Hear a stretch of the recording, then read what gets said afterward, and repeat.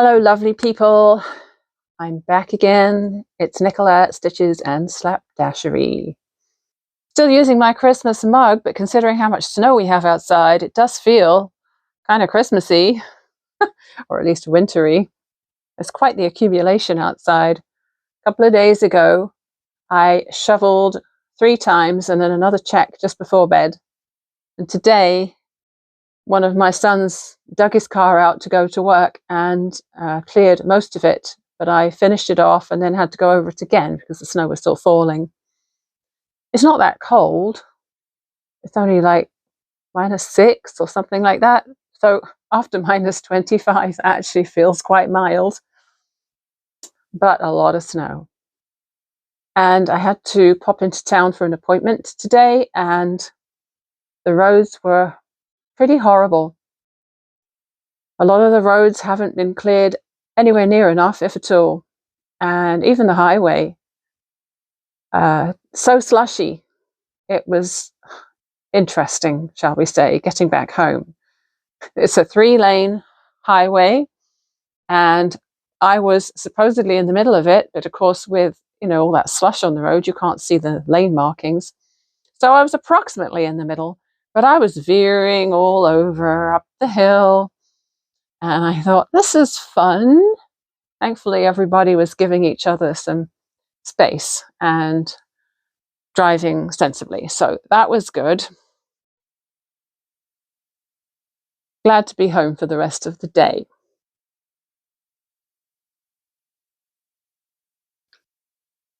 I have quite a few things to talk about. There's a massive pile of stuff behind me. The sewing room is looking a little cluttered again. No surprise there. One thing I never say is where else I can be found online. You can look in the description for that, right? My sons tell me that nobody ever looks in the description under the videos anymore, and if I want to say anything that's not here, I should pin a comment. But I'm going to say, if you want to find out where my blog is, and my Ravelry project pages, and my Instagram, it's all underneath. You knew that, right? Same old, same old. Oh, this Sencha tea, it's quite nice. But if you leave it brew just a second too long, it gets bitter. It's, yeah, it's kind of mouth puckering sometimes.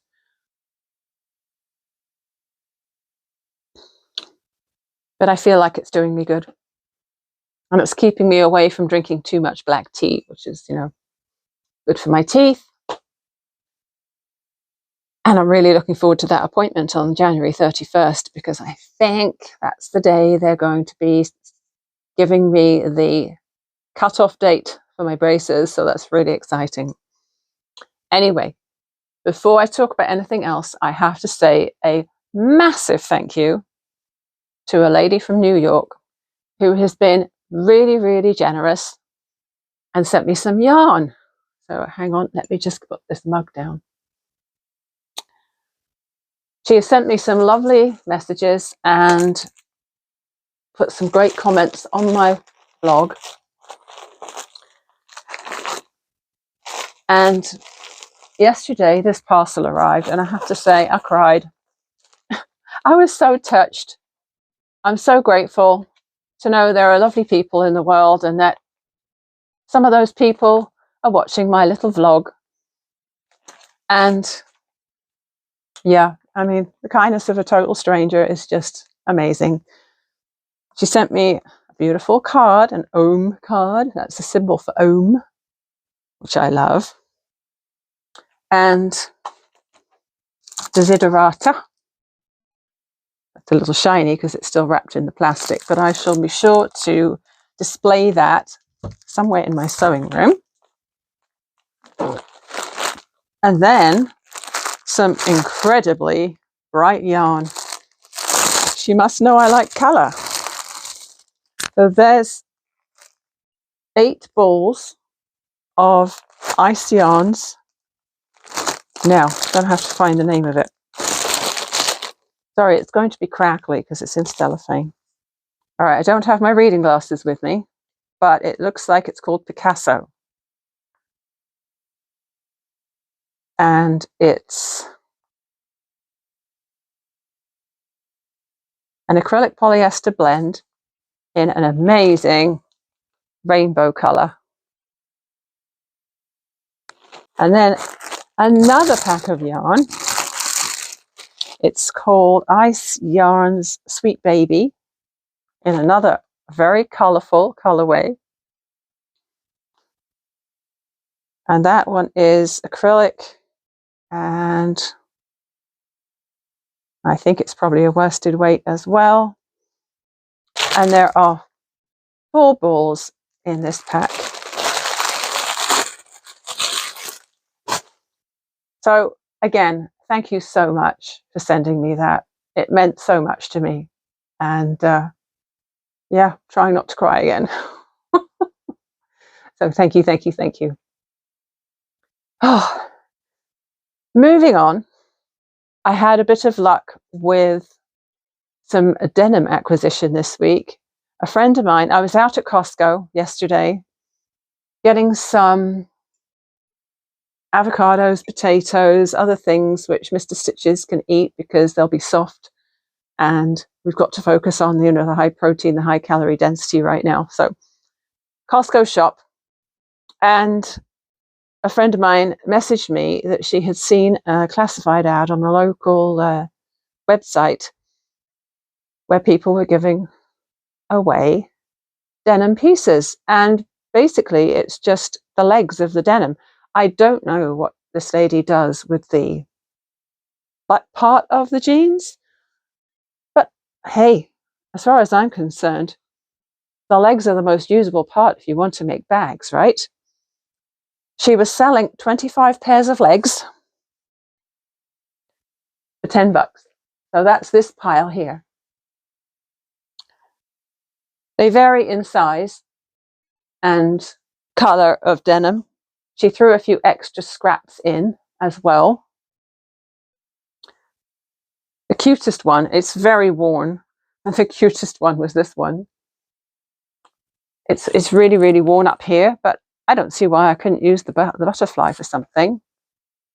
So I think that'll be awesome.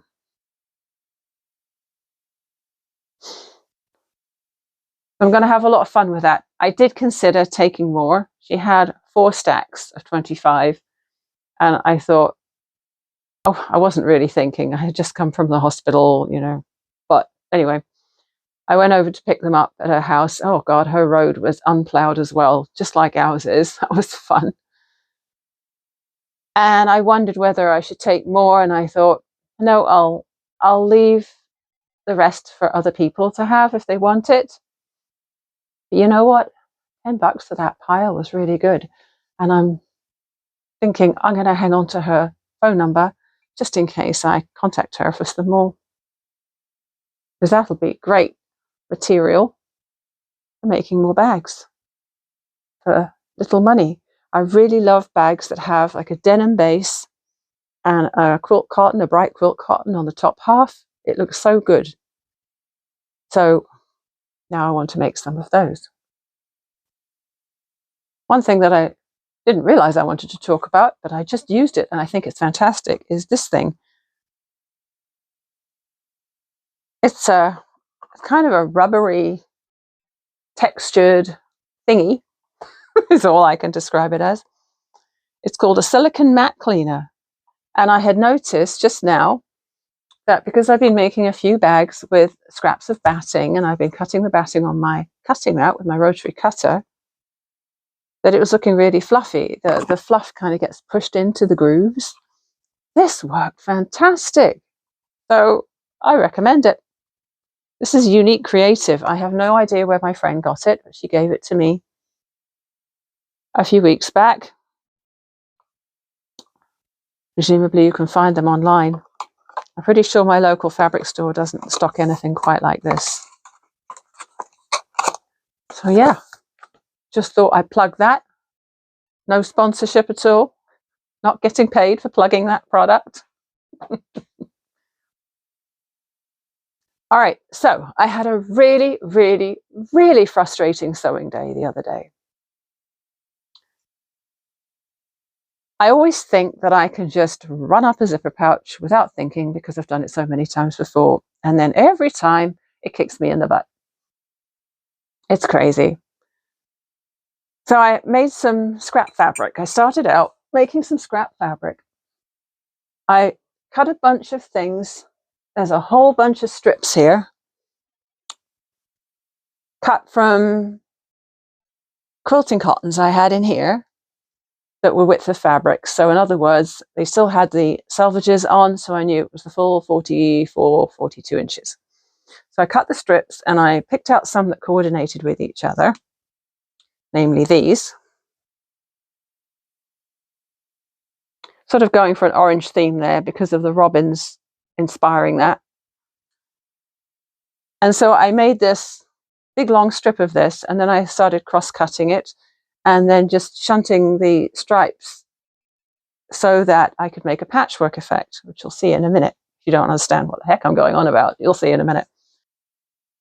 So faffing around with the patchwork fabric that I had to make before actually constructing a bag, that took time because there was a bunch of sewing involved. And then when I decided to make a bag, there was some quilting involved. And I basically was dictated by the size of the fabric I had made as to what size the bag was going to be. That was fine.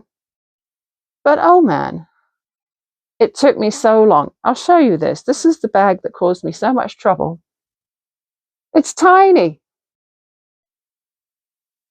So that's what I made with pieces of that. So once I had cross-cut the strips off that long strip of fabric and faffed about with it so that obviously the no two fabrics were next to each other that were the same, I decided to make it, I think it was 9 squares across by, no, 9 squares long by 4 squares across. And I used some of the grey zipper, there's a thread hanging off there, grey zipper, which is continuous zipper that I bought from Warwalk a long time ago. And I've actually used it more in the last few days than I've ever used it before, which means I'm going to run out of pullers, zip pulls really soon. But I ripped back multiple times on this for some reason. Why did I do that? Oh yeah, it was, first I made the zipper slightly too long. So once I'd added those tabs on at each end of the zipper, it was just encroaching slightly too far into my seam allowance, and it should have been short of the seam allowance, so I don't sew over the tabs when I sew the side seams.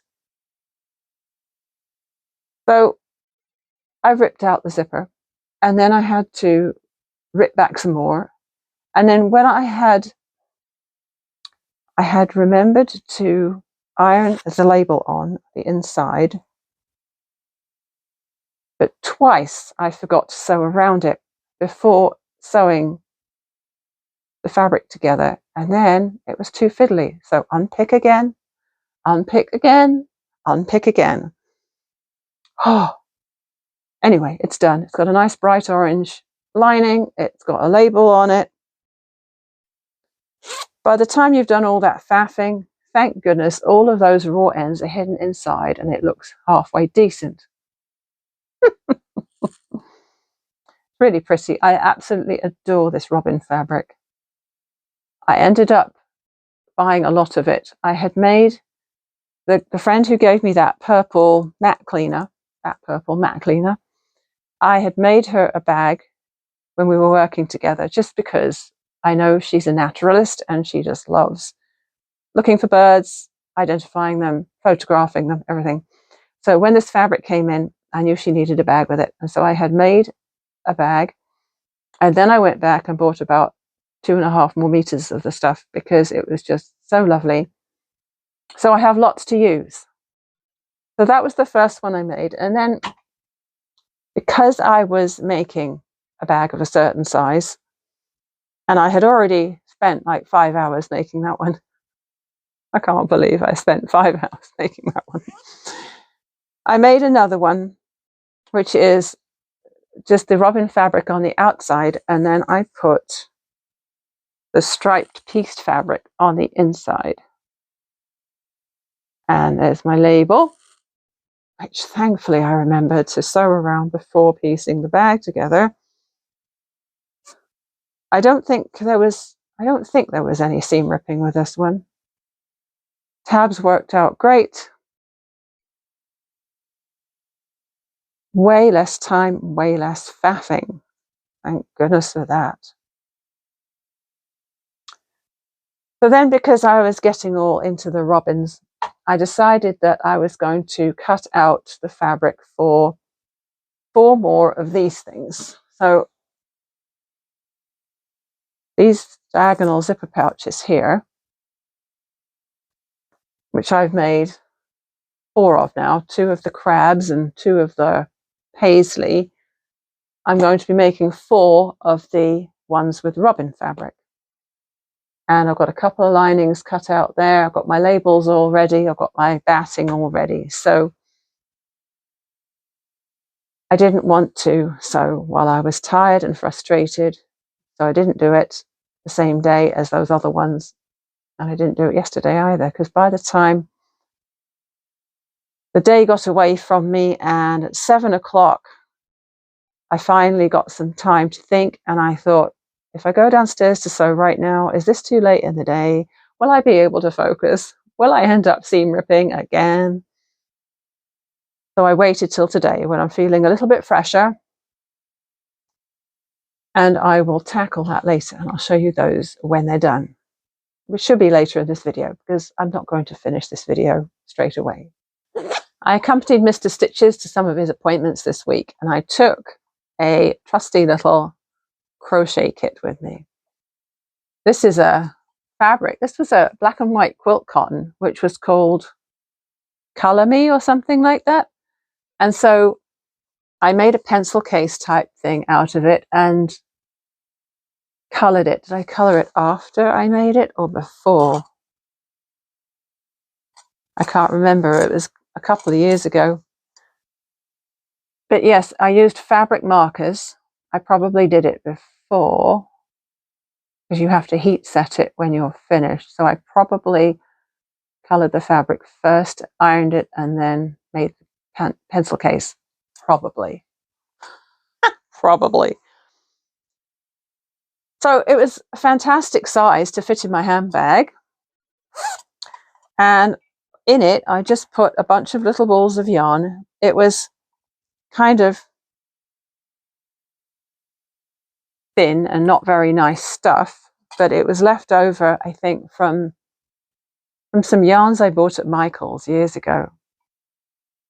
And so I just put a bunch of colors, all the colors that I had in that particular yarn. I have them in here. I have my little embroidery scissors for cutting, and I have this really cute tin, which it says "Get Lost," but of course it has a VW camper van on it, which is one of my favorite things in the whole wide world. So in there I have a darning needle and a stitch holder, stitch marker. That's all I needed. Darning needle, stitch marker, scissors and yarn. And it all fitted in here really, really well. I have something white started right now. I have no idea what it's going to be. But this is what I did when I was at the hospital yesterday. That's as far as it got. And I'm using a 3mm hook.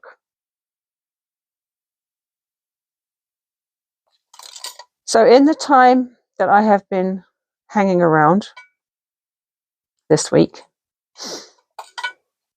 I've made a couple of things. Both of these things were started with absolutely no particular plan in mind. So all I did was just started crocheting, thinking I'll make a little stuffed thing, an amigurumi. I'll wait until it tells me what it wants to be. So this little guy ended up being something that looks a bit like a water droplet with either arms or ears, I'm not sure. I added a little face. I made the top part white and put a little red pom-pom on, so it looks like a hat.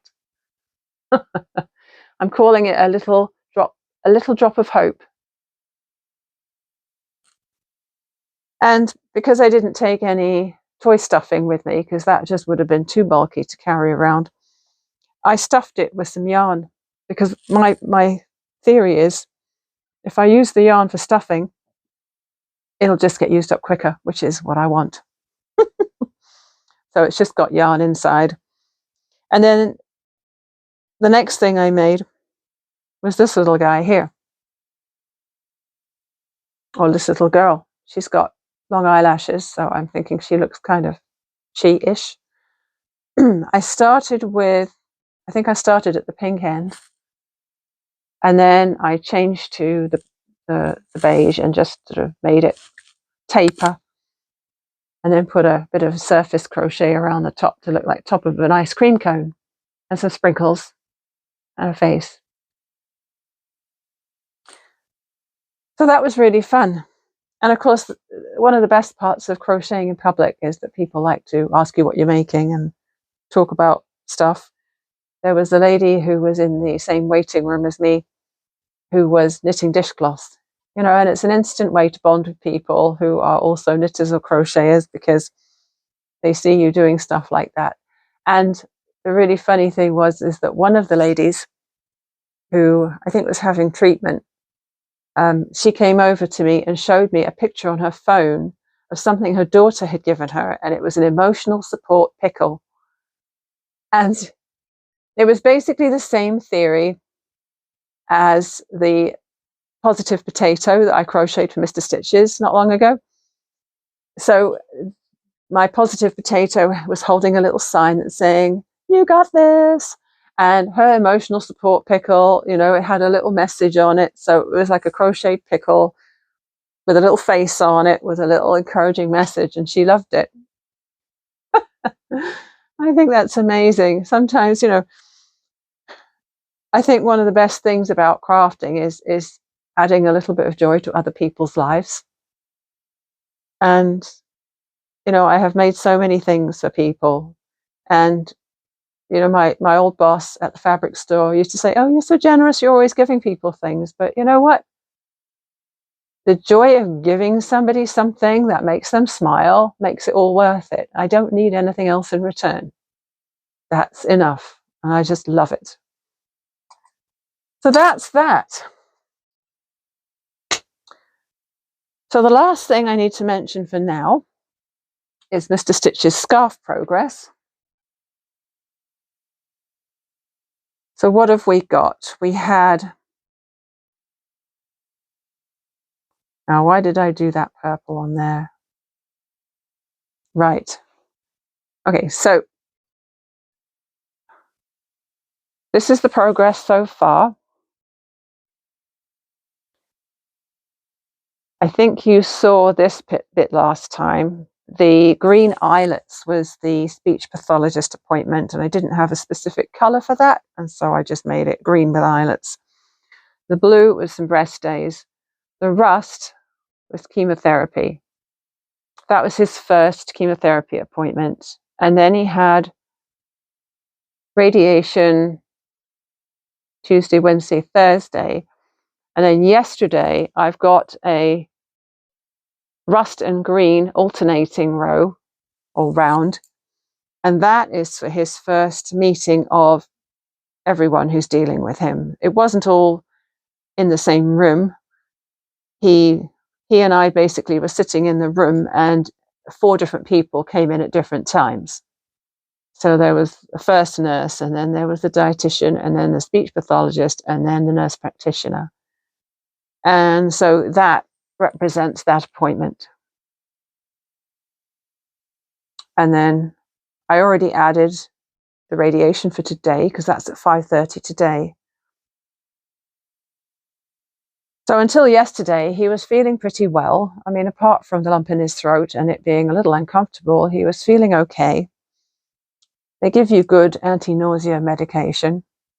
They give you 3 different kinds. The first one you take, and there's only 3 pills, but then you have 2 more in case you have nausea at any other time of the week. And this morning, it did kick in a bit. I got up and he's sitting on the couch, and he wasn't on his phone or anything. He was just sitting there, and I said, "Are you okay?" And he said, "Oh, they were right. The nausea kicked in, and I had to take one of the other pills." And that wasn't particularly good. So, and also his throat was feeling a little more sore because, you know, once they start bombarding the tumor with radiation, kind of freaks out a little bit. And things can get more inflamed before they start to shrink, and things can get sore. And so I made him a small amount of porridge to settle his stomach, hopefully, and give it something to grab onto, because they don't like you to be empty. They like your digestive system to be kept busy. So they say multiple small meals a day. So I gave him a small amount of porridge, and then I had to go into town for that appointment. And when I came back, I said, "Have you had a snack yet?" I feel like I'm the mum now, at least for now. For the next 7 weeks, I'm the mum. So I made him some toast, and I heated him up some soup and gave him some of this nut and seed energy bar that I had made the other day and left in the fridge, because a little square of that is absolutely packed with calories and protein. So that was extra. So I hope he ate it all. I didn't stop. I didn't stand there over him making sure he ate it all, but hopefully he did. Because if he can keep eating, he'll maintain his weight and hopefully feel better as well. Yeah, so end of week 1. So 6 more weeks of this to go. And I know it's just going to get harder at this point. So yeah, fun times, as my friend would say. All right, I am going to go and do more sewing now. Oh my God, I'm cracking up. I just filmed for like 2 minutes and completely forgot my microphone wasn't clipped to my shirt, and I didn't even have the little doohickey at the end of my phone. But I did find out, and I think I figured it out, why my phone sometimes starts filming without me actually pressing a button. It's face recognition. Because I just tested it out again. I covered my face and did the sort of peekaboo thing, and it switched on all by itself. And I just think that's hilarious. Oh my God. Little things amuse little minds, as we always used to say. Okay. The sewing was successful. Thank heavens for that. Because honestly, some days I wonder why I do it. So I have 4 more pouches made. 2 with a sort of light brown zipper, because I had 2 of those. And I only uses one side of the zipper. It's a bit annoying that it only uses half of the zipper, and I'm going to have to figure out a way to use up all the other halves of the zipper that I haven't used, because obviously each zipper only has 1 pull, so you can't use half on one and half on the other. So I had 2 zippers of this color, and then I had 2 zippers of a lighter taupey color, which actually I think look better, but whatevs. So that's 4 more pouches made for the box, which is awesome. And then I decided it was time to make something different, because I have to keep myself interested. Recently, I saw a good tutorial for a book sleeve from a channel called Pin Cut Sew. And having remembered that I saw it, I pulled it up again and took a look at the tutorial. It's good because it has 3 different sizes you can make: small, medium, and large. The medium is probably the most usable if it's a book or maybe a Kindle. And the large one is great for a really big book or an iPad Pro or something like that. The little tiny one, I don't really know what you'd put in there. It would have to be a pretty small book. So again, I used the robin fabric. And I used a white snap. Of course, my neutral coloured snaps are the first ones to get used, and I have some bright ones that don't really go with a sort of classic fabric like this. So I'm going to have to make more in wacky colours so I can just put wacky snaps on them. I used some of the denim I got yesterday from that lady. And I used some batting inside. I'm getting croaky. I just had water before I came down here, so I wasn't croaky. Anyway, I used some scrap piece of batting. I have a whole bag, big bag of offcuts. So I have quite the range of batting in the stash. I have some cotton stuff and I have some thermolam, the fusible fleece, which is lovely, but it's so expensive. Trying to avoid using it right now. And I have a lot of small pieces. And so what I like to do, what I did with one of the things I've made in the last day or two, is I made some Franken batting. I don't know if that's what Karen at Just Get It Done Quilts calls it, but I think it might be. Franken batting is when you just take two smaller pieces, butt them up side by side, and then zigzag them together and use them as if it's just a new piece. And it works great. But this, it was just a polyester batting, a fairly dense one, not too lofty. With hindsight, I think I probably didn't need it. The denim is pretty bulky on its own. Hey, I even remembered to attach and sew in my label before I put the bag together. Well done, me. So the lady who does the tutorial, I don't know what her name is. I haven't been following her for very long. She uses a snap on here, but she says if you don't have a snap, you can use Velcro or whatever. And you could even, if you wanted to, put in sort of a sewn channel here for a pen or something like that, which I think is a nice idea. I didn't do it this time. What she also does is she has a loop here. She puts an elastic loop and a button on. I think she has the button on that. Now, to me, this is the front. But she puts the loop here, and I think she has the button on this side. And I thought, do I want to faff around with elastic? I even cut myself a little piece of this elastic here.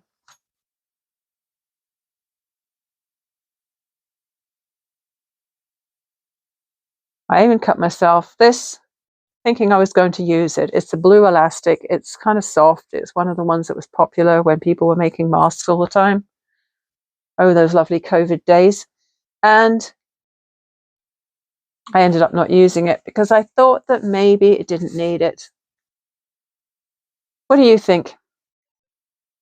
Do you think that if you had a book sleeve so that you could pop a book in it or an e-reader or something like that in your purse or handbag, depending on which side of the pond you're living on,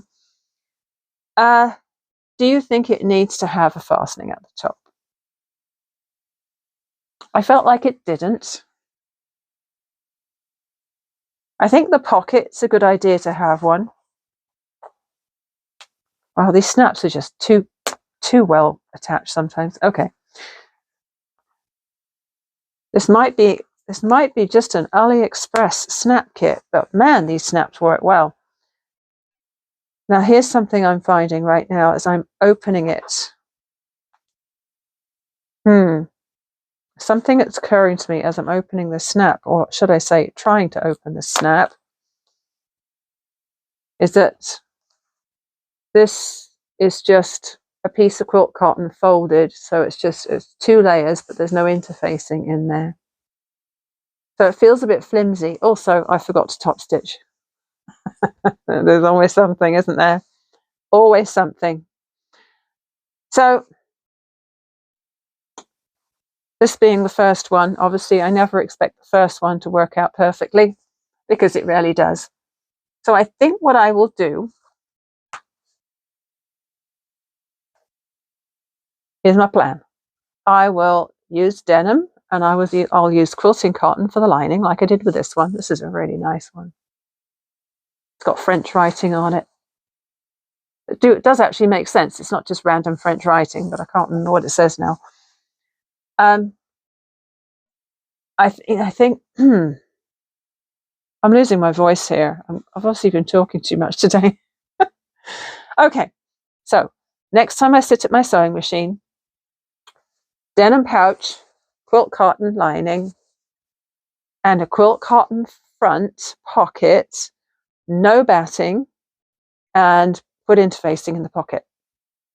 Okay, I should write that down, shouldn't I? I can remember that. Famous last words. Because this is very, very bulky. Like I do like that it's squishy, but really, if it's a book, it doesn't need that much protection, does it? So the top stitching as well. It was really bulky around the top for the top stitching, especially on the seams at the sides. So yeah, that's what to do next. I think this is probably still saleable or giftable, one or the other. But yeah, that's snap. Holy, I'm almost breaking my nails getting that thing open. Oh well. So there we go. That's today's sewing. 4 more zipper pouches and a book sleeve. And you know what? I used my brain today. When I went up for lunch about 12:30, I got my big Dutch oven out. Oh, it's beautiful. It's teal. Are you surprised? Teal is like my favorite color in the world. And I put leftover chickpeas and black beans in there from the last couple of days' dinners, and some canned tomatoes and tomato paste, and some soy curls. Soy curls are very reminiscent of the sort of TVP that we used to eat in the 80s when there was really no other sort of meat substitutes around. That was a long time ago. I threw in some spices like Cajun spice and oregano and cumin and liquid smoke, and switched the oven on, and I basically left it sit there for like 3 hours. I'm pretty sure my slow cooker isn't working properly, so I decided just to use the oven, and it came out brilliant. It was really tasty. So now what I think I'm going to do is I'm going to say goodbye to the sewing room for today. I'm going to go upstairs and, oh, you know what I could do? Pull out that crocheted shawl that I've been ignoring for who knows how long. Let's see how many things I can think of to avoid having to do that.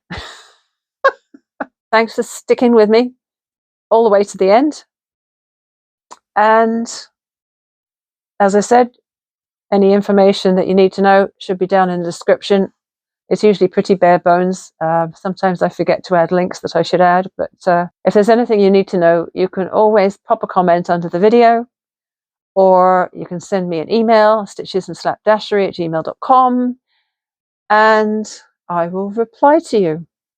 All right. Thank you again to my lovely friend in New York who sent me that yarn. And thank you, all the rest of you, for watching my video and being such nice people. See you again soon. Bye.